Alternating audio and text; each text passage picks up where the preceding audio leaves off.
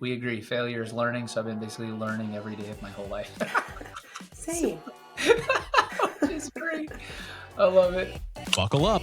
You've just hit the play button on The Notice, a podcast from OTAVA with hosts TJ Howski and Melissa Locke.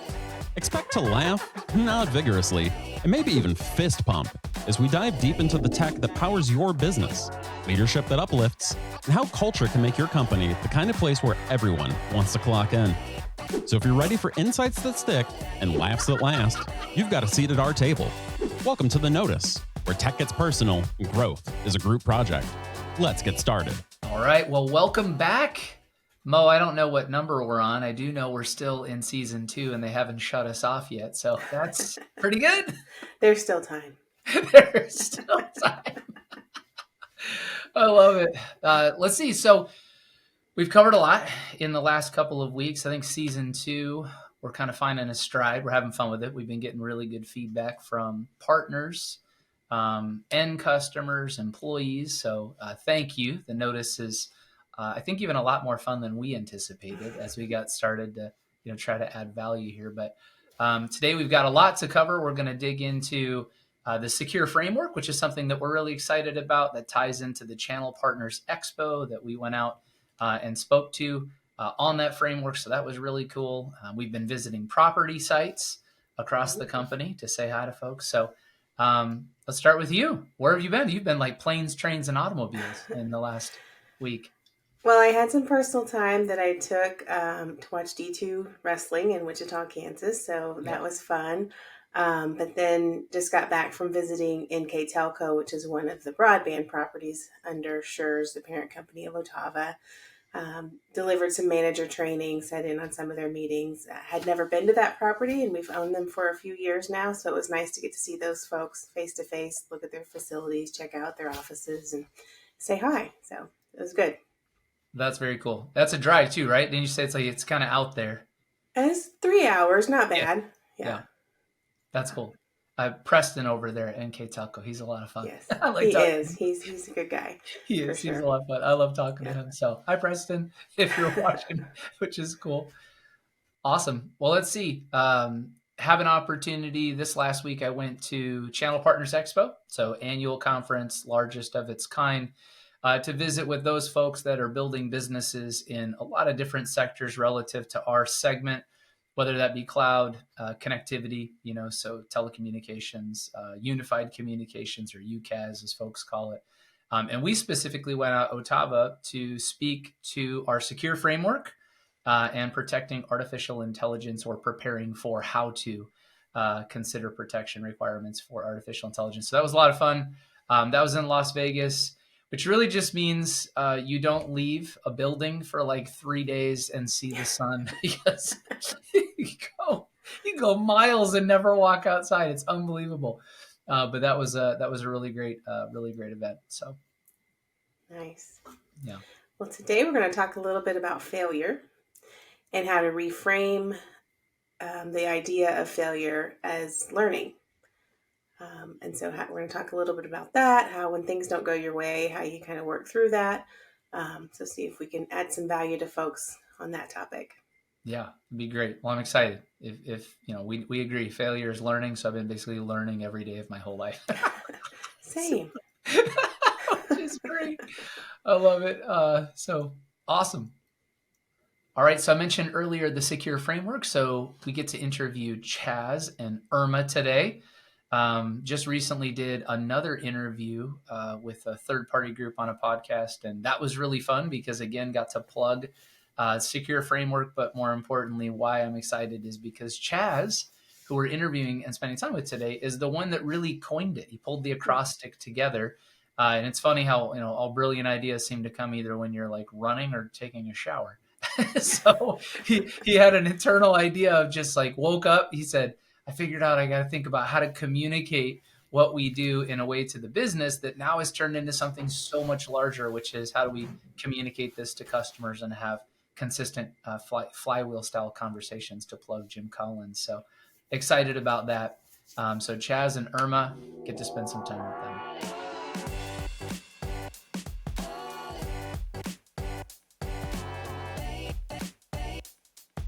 All right, Mo, it's that time. Our favorite, the shout out. So, who do you want to shout out today?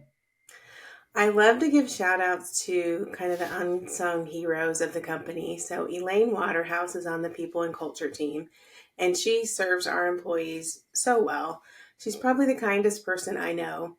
If you ever call in with a question to our internal care line, which we call it, she answers all the questions that employees might have, but she just has this kind thoughtfulness about her that really shows her servant's heart and how she wants others to feel as they work here and work through some of the troubles. And in people and culture, you get to help people with their worst moments in life and their best moments in life. And she does it so well and shows such great care for our employees. So shout out to Elaine, who's a little bit behind the scenes. So just wanted to get everyone to recognize her. I love it. That's Yeah, awesome. She's great. she's she is. she's awesome. Well, similar track. I have two shout outs today. One that is more behind the scenes, and I just continue to get reminded about how valuable she is to me specifically, and how Mhm. helpful. And that's Laura Martinez. Like Yes. my schedule and the way in which this role is just in general is a constant state of go. So when I think about how she helps me with scheduling and logistics and that includes even communicating those things directly to my wife, so my personal life stays synced with my home life. I feel like Laura and Missy talk more than Missy and I do lately. So Laura, thank you. I'm incredibly grateful.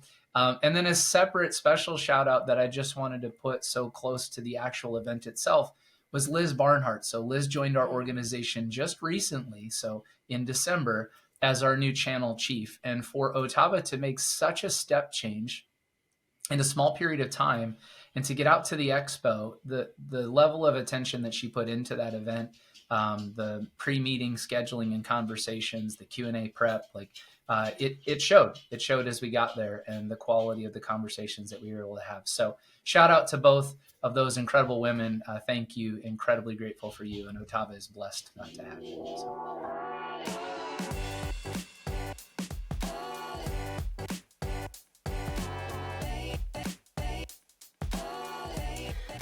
Okay, so today we're going to talk about failure and reframing that as learning, because it's really not a failure if you learn from the thing that happened, right? That's right. And that is, I learned my biggest lessons in life from doing it wrong the first time. And I think more about the times I didn't do something the way I wanted versus like I could do something really well and then I move on and don't think about it again. But if I screw something up, then I sit with it much longer and I reflect and hash Yeah, and just over and over. How that about you? is What? that is true. Yeah, Yeah. I think it's interesting, right? So when you're growing up and going to school, everything is about pass fail, right? Letter grades and the messaging that's reinforced is you either passed and succeeded or you failed, not you learned. Schooling, sadly, is never conversed in terms of, well, you what did you learn? Until you get a little bit later in life and you start to look back and understand that the process of learning is failing. That's it. That's all that it is. And you try and try and try until you start to get it, and it goes from really really hard and overwhelming, or what I call like a you know only possible in it's like a god-sized event, to where it's like, hey, I could do this, right? Yeah. So yeah, I 100% agree with you. Learning comes down entirely from failing and being okay with not letting it define you. I think it also ties in well with sports. So not Oh only, yeah. the school system, but also sports. A good batting average is really you fail more than you actually hit the ball, right? So it's just a different way of looking at going through life and setting expectations. I think for me, some of my regrets are um, that I've learned from is you speaking up. And what I've thought about and how we look at failure is, do you have the psychological safety with those around you to speak up when you aren't 100% sure of what you're sharing or don't have the full concept of the idea vetted and researched, but you still are around the individuals who are open-minded and create that safe place to share an idea or call out that we need to pivot or change directions or scrap the project. That's really important, is that you create that type of environment where you can fail, but it's really calling out, an issue or an idea that needs to be shared to kind of get us back on track. Yeah, for sure. I mean, it was fun. You shared an awesome podcast with me this morning from Andy Stanley, and it was awesome. Like, it was just so timely of some other stuff that I had been listening to and reading, and I love listening to his stuff. I know you do too. And it was really great to hear him reinforce those things that we talk about, of just, you might be the authoritative figure, the one held accountable, like in the case of my role or your role, over our subjects, right? Our domains in terms of subject knowledge. Right. But you're not the best at all those things, right? Your number one responsibility is to provide what you just said, psychological safety, the environment for folks to understand, like, you're going to get it wrong. Every single one of us is going to get certain things wrong. The question is, can we learn fast from those things, and can we avoid repeating those things so that we come out the other side of it better for it, both as an individual person, professional, and then as a company, an organization. And unfortunately, we just live in a world, and I find it tough sometimes when, we're a service provider. So our job is to provide services to other customers. And really what that means, if you kind of take a step back, is to, and oftentimes provide both thought leadership and risk transference. So we allow customers to take those things that they might not be able to do very well on the inside of their business, whether that's staff, skill, or resources, financial or time, and transfer that over to an OTAVA, for example. And the expectation for them, of course, is, hey, we couldn't do this well. Our expectation is you're going to do it perfect. And the reality is, we struggle with the same things that they do. We just have more people, more time, more experience to be able to get it right. And so there's always this tug and war of, hey, I'm still human. We're still figuring some things out. We're getting better. We're going to do it really well, but you're not going to do it perfect, whether that's as a business organization. And then as a person, I watch the halo effect all the time, where, like, you're a C-level, and especially if it has an EO at the end of it, right? Or you're the chief of people and culture. You absolutely have it all figured out. Well, most people don't know you cried when you first started people and culture. It's true. We joke about that all the time. Like, oh, I remember snot bubbles, just crying. And my boss was like, you have to get it together. You can't cry in these meetings. Right? There's no crying in people and culture. You're like, if you only knew, right? And so, it's part of the process. Interesting. I just grabbed these when Mo and I were getting ready. So share these out. We said we like to continue to share books. So a couple of John Maxwell favorites. Sometimes you lose and sometimes you learn.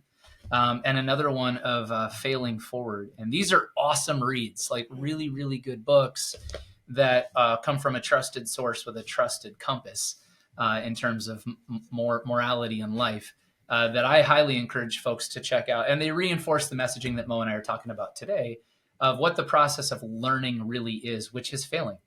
That is the process of learning and getting better. So what's the biggest one you've learned from Mo? We were just joking about this because I remember you telling me, I think it was a story you had shared with Tabor when you said, yes, oh, I messed this up, and it was over the holidays.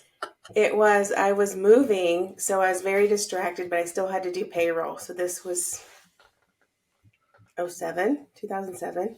Been a while because I was doing payroll. I don't do it anymore, so this might be the reason. But I ran into work to do payroll and then finish moving. So keep things going. It's the beginning of December, so it's Christmas time for a lot of people thinking about shopping and doing planning things for their family. And I didn't hit the last button on payroll to process it. I did all the things and just left before hitting the send button in the system. And so I'm home and I'm coordinating, where things are going and emptying. And I get the call like, somebody said they didn't get their paycheck. And then somebody else called and I'm like, what? No, I didn't. Let me figure it out. And then I was like, oh no.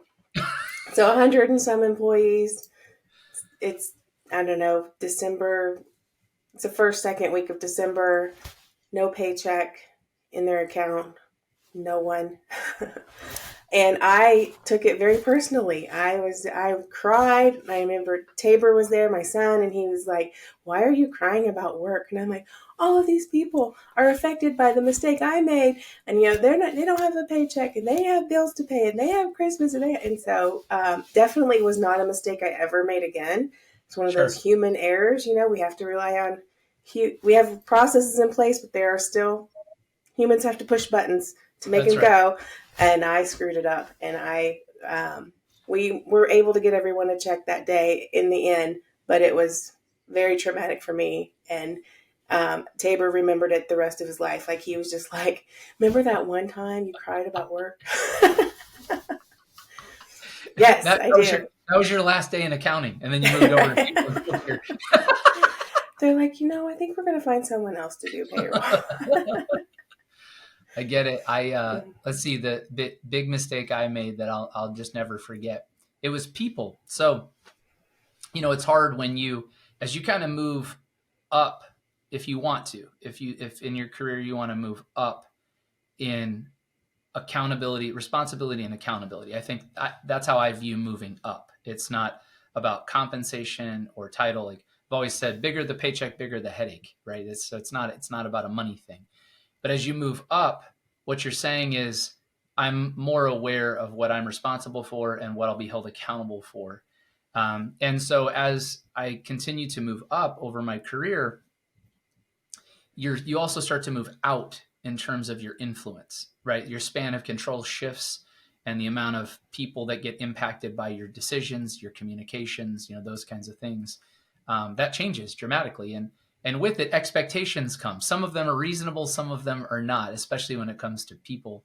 And so, biggest mistake I ever made was really not understanding the concept of buy-in and what that means for different personality types, right? Like, so really taking the time to understand change for an organization it will always start and stop with people and them embracing it.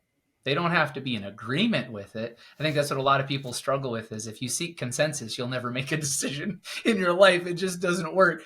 Right. But the biggest mistake I made was made a large organization change. This is probably 12, 13 years ago.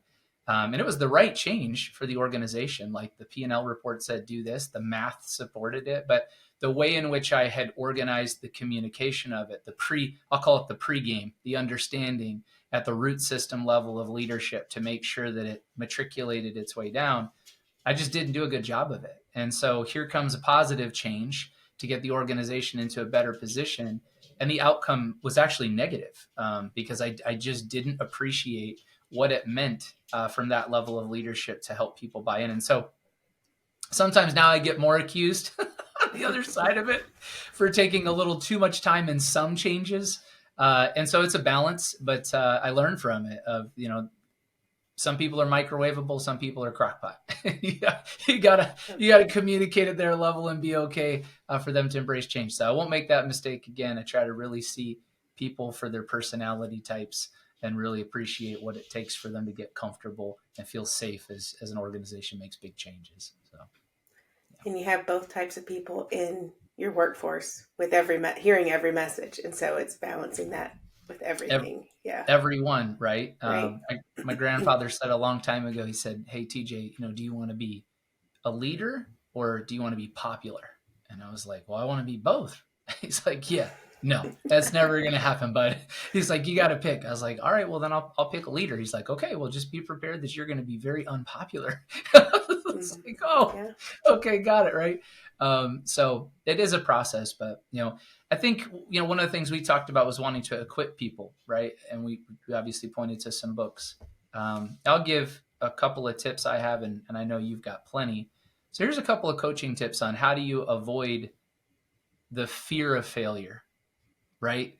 Because that's, I think, what holds most people back is it's the fear of what they think will happen. False evidence appearing real. Fear, right? And that is write it down in advance. Like, this is the worst possible thing that could happen in this decision that I'm about to make, and journal it out. Like, I'm about to make this decision. here's what I'm terribly afraid of. And if I do this the wrong way, this is what I think the outcome could be. I have found that by doing that, by writing out my fears and looking at them in advance before I make decisions, it doesn't mean that the risk of failure diminishes. Like, it's still there, but I'm definitely more thoughtful as I make my decisions to get to that outcome, knowing that, okay, I'm very aware of what those fears are. I'm going to address those things head on. I'm going to seek some wisdom in advance from third parties, trusted resources, the law of the inner circle, as John Maxwell calls it. And it makes decision making a lot easier to be able to execute against. And failure still happens, learning still happen, but you don't go into it afraid. You go into it that I'm confident that I'm going to learn some things along the way as I go. I'm not going to get 100% right. It never goes that way.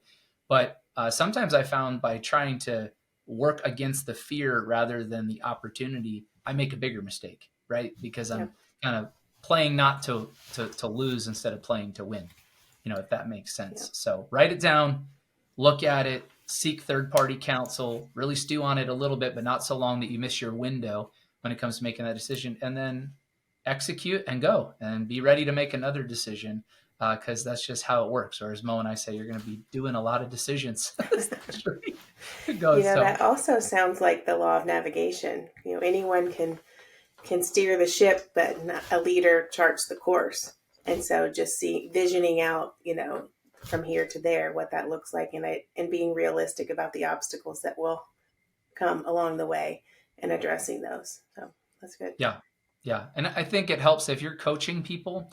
A lot of folks have asked, like, how do you help somebody? That's another one I see is people like, how do you help somebody get past it? I've never, quote unquote, coached somebody.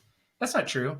Whether it was, maybe you've raised kids, or you're an aunt or an uncle, or, you've done youth coaching, or you'd be so surprised at how much you've contributed to somebody else's life without even really paying attention to it. So everybody has a coaching element in there. You just might need to refine it and understand how to develop it.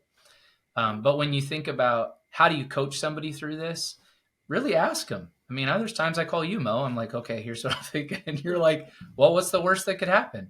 Well, this is what could happen. And putting somebody in that position that you ask that question that that deep down they're afraid of, it'll help them get there to a place that they're going to learn through this process. So ask the question. What are you afraid of? What's the worst possible thing that can happen with this? How are you accounting for that? And you'd be surprised that the more you ask those questions as you're helping somebody get to a decision, the more powerful it becomes, because they're like, oh, okay, I actually have put a lot more thought into this that I'm about to do. And so this is obviously just around decision-making and fear of failure as it relates to that. But I think that's a lot of times where people get so stuck, is the absence of a decision in and of itself is still a decision. And so a lot of people tend to just sit still thinking that that's going to solve the problem, when it probably is going to make it significantly worse. So what about you? You've got incredible tips. You've been coaching a lot of people in a lot of areas through this. What's a big one that helps you move people forward? Be willing to be vulnerable. And sometimes it takes that getting out of your comfort zone and being vulnerable to even share an idea, pivot direction, some of those things I mentioned earlier. And then remember who your competition is. So if you're wanting to grow and learn, your competition is yesterday's version of you. It's not those in the meeting. It's not your peers. It's not your teammates. It's not your boss. So if that's what you're fighting against, is yesterday's version of you, then how does this decision affect that, and not get caught up in our ego and how it makes us look necessarily, but be vulnerable and be better than yesterday. That's a good call. Well, last plug on this segment, because I find it really powerful, is I've heard this statement times, and I even said it earlier here in the segment, is fail fast.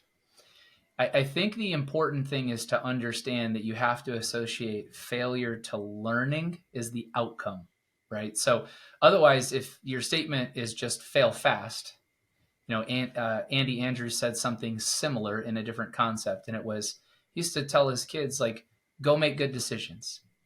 Go make good decisions. And it wasn't until years later through reading and studying that he started to think about that, like, what precedes your decisions is your thoughts. So then he started to challenge himself, maybe I should coach them on, what are you thinking about? Like, how are you developing your thinking so that you can make better decisions? Similar here, to just give somebody the instruction of fail fast instead of learn fast. Learn fast is the really important one. So I hope that what you walk away with is failing is a part of the process of learning. True failure is failing to learn and just repeating the same process over and over and over again. So make sure that you get from failure, you connect the dot that the process of learning feels like failure, but you have to learn from it. You have to develop, you have to improve. Otherwise, you'll stay in that cycle forever and ever and ever. No forward progress, and you just picked the one little thing out of it, right? Which is they said fail fast. So I've just been walking around failing like, like crazy. So well, that is the motto of the Silicon Valley, isn't it? It's like fail fast, fail often. But if you switch that to learn fast, learn often, it's much more powerful. It's a lot more powerful, right? So what's the outcome that you want? And I think that's the other thing. Write it down, similar to your fears. What is the outcome that you're trying to achieve? And stealing that one from Mo, because she helps me a lot with that when we talk, is like, what's the outcome we want here? And it makes me think like, is this actually going to get me to that outcome, or am I missing a couple of steps? So again, it drives back to your thinking, but you can use this as that process to get there. So this was a cool segment. I like this one today. This was fun. So check out these books. John, if you're watching, and I hope that you are somewhere, feel free to, like, subscribe, add us into your ecosystem, send us free books for life, and sponsor our show. We'll take it for sure.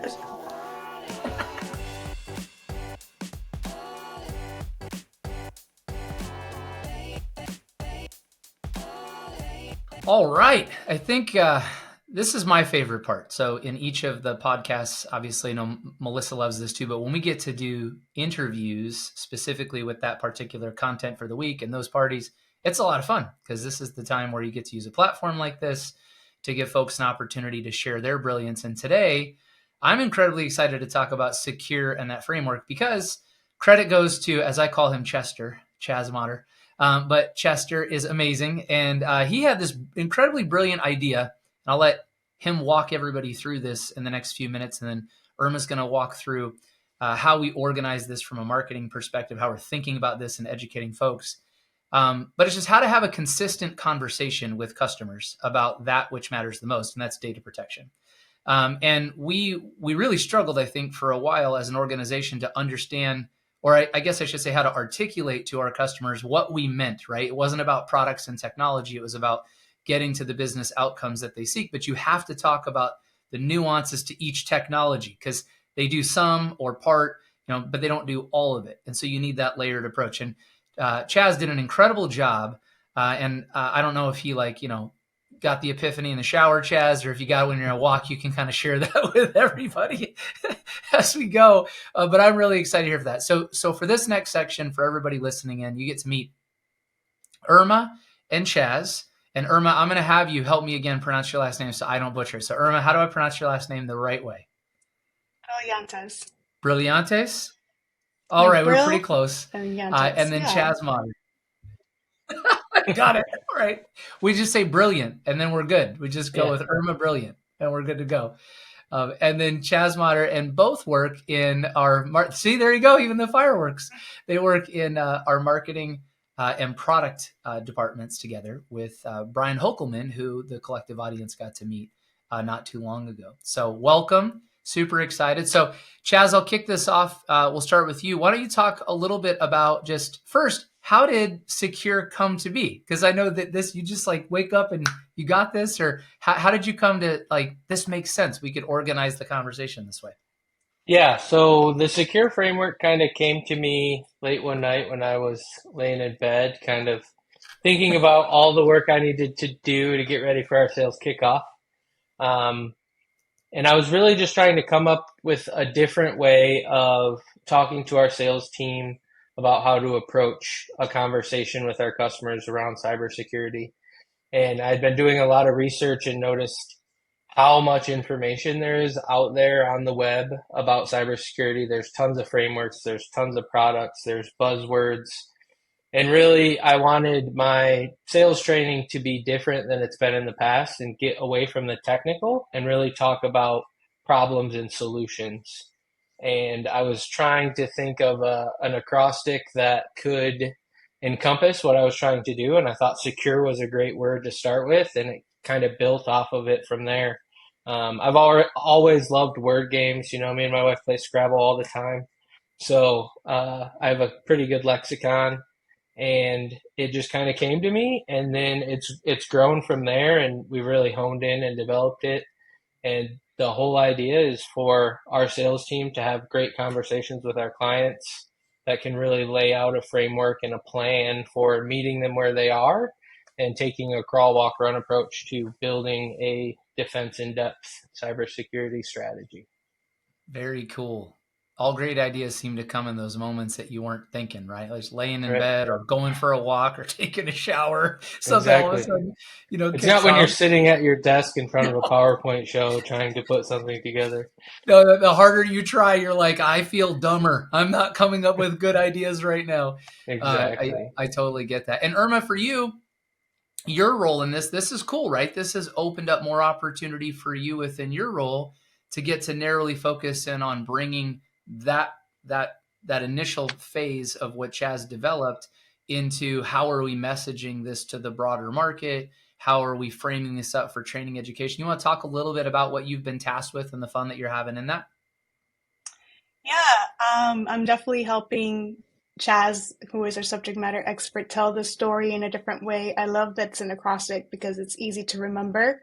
But we're doing a lot. We're doing a couple explainer videos we call vignettes. We have a press release, some tech briefs, a lot of stuff. I want to say, TJ, you've also developed a few videos for us that we're hoping to roll out and hopefully put it all together in a centralized location so it's easy for anyone that's interested in the secure framework to come and check out that material.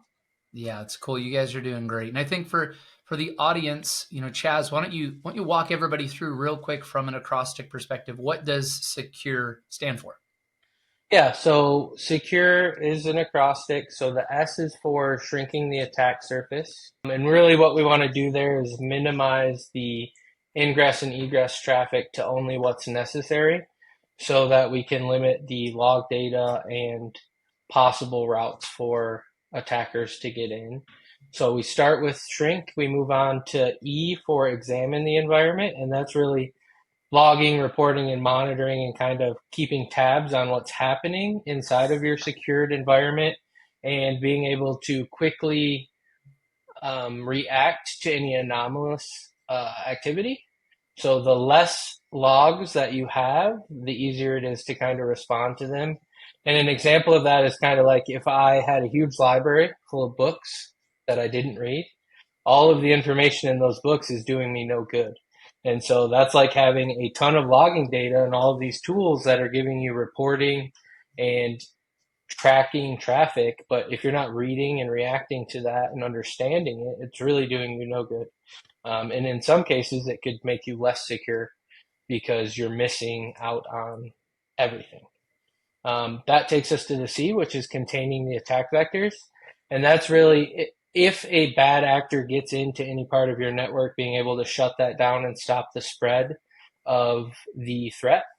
So we want to contain that. And that leads to U, which is undo the damage. So whatever data was infected, you want to have a good backup strategy around that with an immutable copy that can't be changed. A lot of attackers today are not only going after your production environment, but they're also targeting your backup. So once they're in and they've encrypted your production environment, they're going in and deleting your backups as well. So you don't even have a good recovery point. And immutability really makes it so they can't get access to those backups. Once they're taken, they can't be changed. That leads us into R for recover.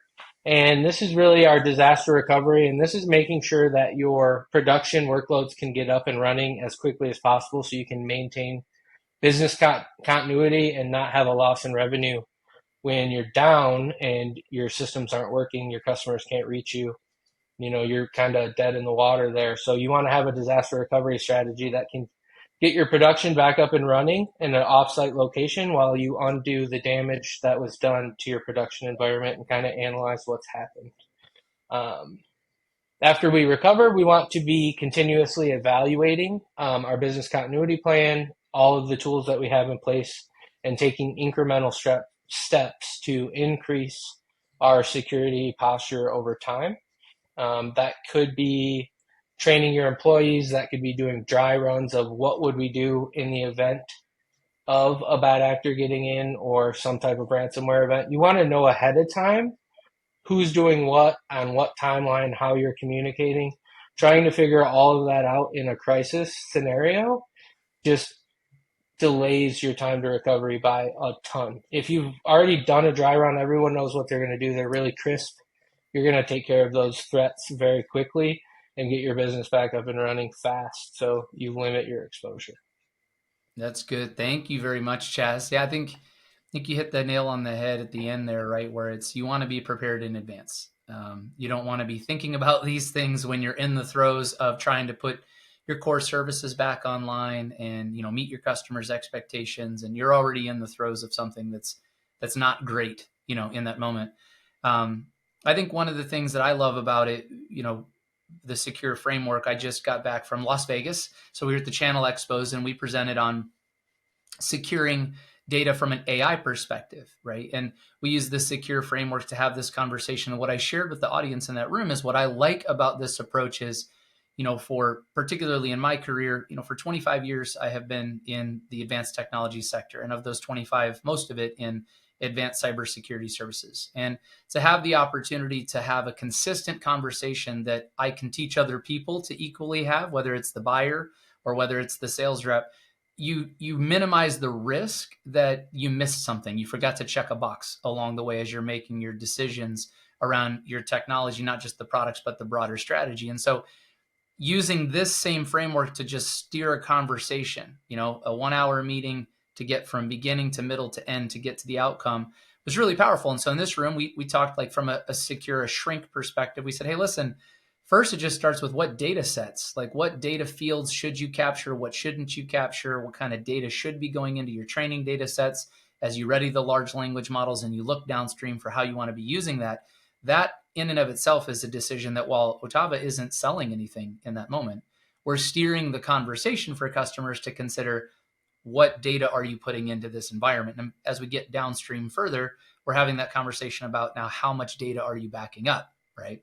And so here we're able to still add value to a customer that they're not buying AI from us and we're not doing the AI work, but we understand it. And we can have that conversation about what considerations are you putting into your architecture and what data matters to you, what you're protecting. And again, we're still using the S.E.C.U.R.E framework to steer that. So I like that it's a great way to have a consistent conversation and meet everybody where they are at, whether it's somebody that you're working with as a partner and their customer, so our subtenant, whether it's the direct customer, the buyer, if you're teaching and doing an education for them, marketing from Irma's perspective, right? It's able to consistently get the message out the same way and tie it back to a consistent framework. So I think you hit a home run, Chester.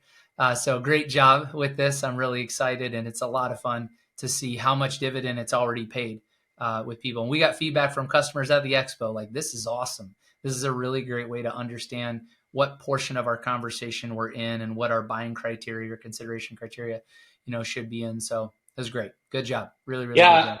I love that it's grown so much. Really, when I developed it, I didn't think it was going to become such a big thing. It was really just a way to communicate internally to our sales team on kind of how to have a conversation and what you should be talking about. It's really grown, and it's awesome. I really love that it gets us away from selling a specific technology or product or widget and really diving into what the customer is trying to accomplish at the end of the day. So often in the technology field, you hear buzzwords and people think they need this new hot thing, but they don't really understand what it means to implement it and for it to be successful, right? You can turn up any product you want, but if you don't have a good strategy behind how it's going to work and how your team's going to use it, it really does you no good. 100%. Great feedback. Well, so Irma, we have some events coming up and opportunities for folks to plug in, whether it's, in the know and some of this content tied to that, or so why don't you take a few minutes and help educate folks on what do we have coming up, where can they plug in, and ongoing, where can they go collect more information on an asynchronous basis? And I'll hand it over to you. We are hosting webinars with partners such as Trend Micro, Veeam, and Fortinet. Each partner will discuss individual, letter, or two of the S.E.C.U.R.E framework and the potential strategies that lie within it. You can find the full list in the description below. Looking forward to getting people to attend and learn more. That's great. Well, thanks. Well, yeah, so for those of you out there that are following us and hopefully, you like and you share for different reasons, whether it's culture or leadership or, business conversations, technical nuances that we dig into, we appreciate it.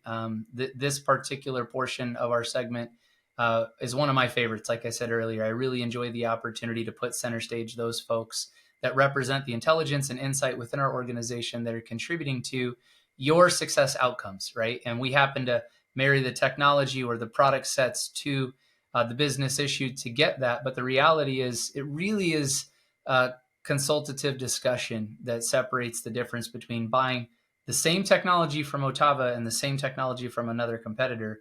And you're like, well, what's the difference? And it's this moment here where you get to meet the people behind the scenes that are really thinking about, hey, how do I help the business, the buyer that is doing this, really understand what we intend from it? Because anybody could solve and just sell for a product and say, congrats, you got backups, or congrats, you got disaster recovery. But does that actually meet relative to your objectives and what you're trying to accomplish? So I love this segment. I think, Chaz, you did an awesome job. Congratulations on S.E.C.U.R.E. We're incredibly grateful. And that credit goes to your beautiful, brilliant mind. And Irma, thank you for your leadership and what you're bringing to bring this to life in the market and really put a more sophisticated brand around that. It's really fun to watch the two of you growing in this season of your career and accelerating this forward. So we benefit from your brilliance. So, well, for those that are tuning in, look forward to the next segments. We'll talk about this, but really excited to spend some more time digging into S.E.C.U.R.E. in the coming weeks and some other conversations that we have. Look for our vignettes that Irma's talking about. We'll keep publishing those out and advertising for you to be able to get connected and sink in. And give us your comments in sections like this about where you'd like us to dig deeper so that those folks in our product and our engineering group can develop additional content or give greater insight, to that. So we appreciate it. Thanks, Chaz. Thanks for plugging in. You bet. Thank you. Thank you. Appreciate it. All right. Well, I think that's a wrap. Next episode, we're talking about how, as leaders, we can empower employees. That is one of our values at OTAVA, people empowering others. And then, of course, like, share, send us feedback, tell us what you want to hear about. And then lastly, do a decision.